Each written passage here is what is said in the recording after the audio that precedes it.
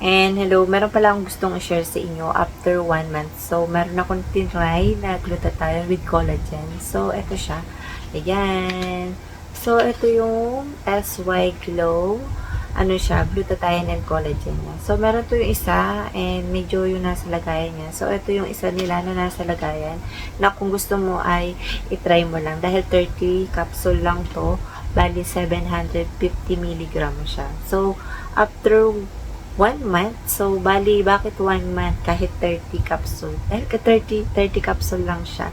Once a day ko lang siya iniinom. Pero nakalagay dito, 1 to 2 capsule siya.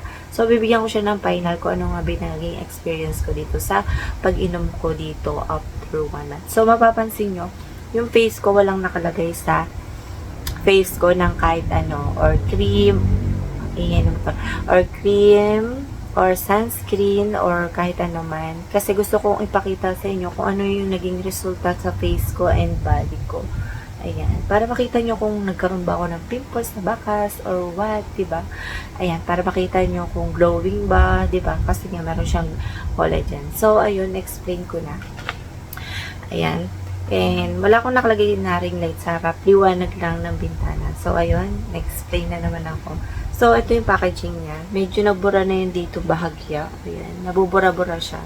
So, nandito ay glowing white skin, glutathione, and collagen with L-cysteine and vitamin C and vitamin E. And 30 capsules, 750 mg siya bawat isang cups. So, pagdating dito sa likod, nagbura na rin yan. Ayan, in-chip yung nakalagay dyan. So, nandito yung ingredients niya. So, napansin ko nung una, akala ko wala ritong permission. Yung pala, dito, isa sa mga magagandang gusto kong natitingnan sa katulad na to ay makikita mo bawat isa sa bawat ingredients ay may milligram. So, ito, meron siyang glutathione 400 mg, hydrolyzed collagen 200 mg, L-cysteine 80 mg, vitamin C and vitamin E 60 mg and 10 mg yung vitamin E. So, ayun. Ayun lang yung ingredients niya. So, yung nakatulad dito, ayun din yung nakasulat dyan.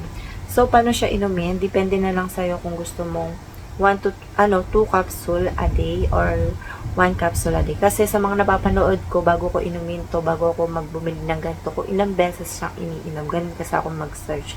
Saka tinitignan ko muna yung mga resulta sa kanila bago ako bumili. So, ayun. Sa TikTok ko lang naman siya, diba? Sa TikTok ako na pa nagtitingin-tingin talaga. At doon ka makakahanap na magagandang pwede mong itry. At ako, gusto ko ma-try yung naging resulta sa kanila. So, bali 1 capsule, empty stomach, pinaka-effective. Kung gusto mo, kumain ka muna, and after 1 hour, ayun, pwede mo siya gabi inumin or kaya umaga. And depende na lang sa'yo kung ano yung naging result. Sa akin, hindi naman ako inaantok dito. Try ko na siyang gabi inumin. Hindi naman ako inaantok, kaagad, or what. So, ayun. And bawal siya sa preggy, automatic. Sa lactating, bawal din siya. Ayan. Sa mga teenager, 19 pataas. 18, 19 years old. 18 pataas, ayun. So, ayan. Nandito yung expiration niya. So, ito yung laman niya. Ayan, after 1 month, no? Ayan. Tapos may ganito siya. Ayan, ayan siya. Ayan yung pang-lock niya. Tapos ito, may ganito siya.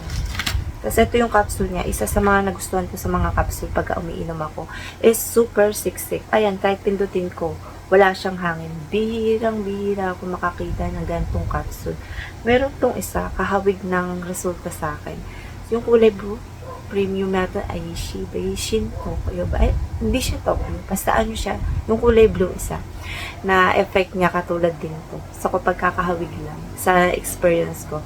So, malaki siya. Parang large yung ano nito. Tas ang dami. Kahit isang capsule mo na. Kasi yung iba mapapansin ko, parang sa isang capsule, parang dalawa na to, yung katumbas nito, dahil nga medyo sobrang siksik niya. Tapos binuksan ko siya, kasi ako mahilig talaga ako magbubukas, kasi malin mo kung ano yung nasa loob, diba?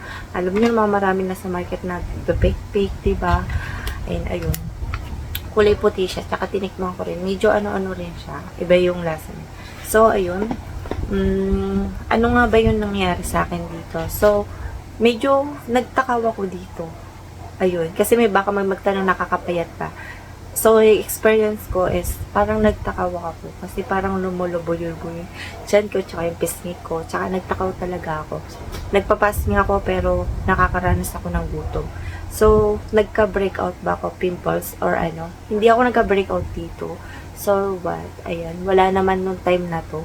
Ayan, pero lang dito wala lang yan. Dahil siguro sa gamit ko skincare. Ayun, depende rin naman kasi hindi mo masasabi kung dahil ba dito or dahil ba sa skincare. Nag-i-skincare kasi ako. Hindi lang naman kasi yung loob tsaka labas yung aalagaan mo. Loob at labas at magkaiba. Depende na lang yun sa iinumin mo. So, ayun.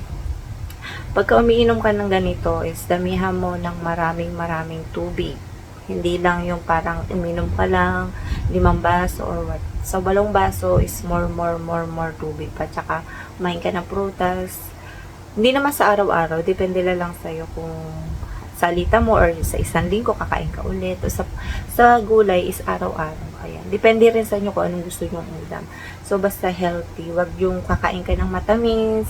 Medyo bahal. Tsaka, bawal din kumain uminom ng inumin. Alam nyo naman, mga alak, ganon, pag nagtitake ka ng ganito. So, pag magpapainit ka naman, or lasaba ka naman, si init ko nagpapaputi ka naman is, mag-sunscreen at sunblock ka, or kaya may haba yung damit. Kasi ako dito, medyo, ayan, nagpantay lang. Ayan, maputi naman talaga ako. Yan.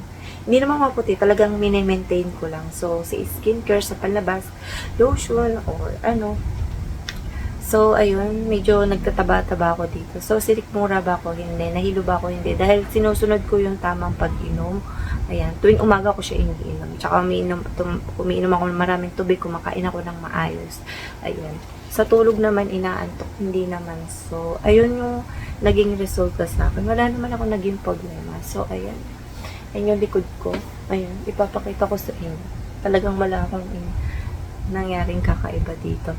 So, sa glowing siya pagka bagong gising siya. Pero medyo may pagkabigat yung pakiramdam ko dito nung time na iniinom ko to. Kasi nga, parang tinatamad ako. So, ayun. Ayun yung experience ko. Ano lang yung na-experience ko dito. Yun lang yung glowing siya. Tas nakakaputi. Tas wala ka namang, depende na lang kasi sa mga nagiinom. Yung iba natatanggal yung mga nila sa mukha. Ayan, yung nakita ko yung mga naging resulta sa TikTok, ang ganda. And ayun lang yung masasabi ko, and see you next vlog. Bye!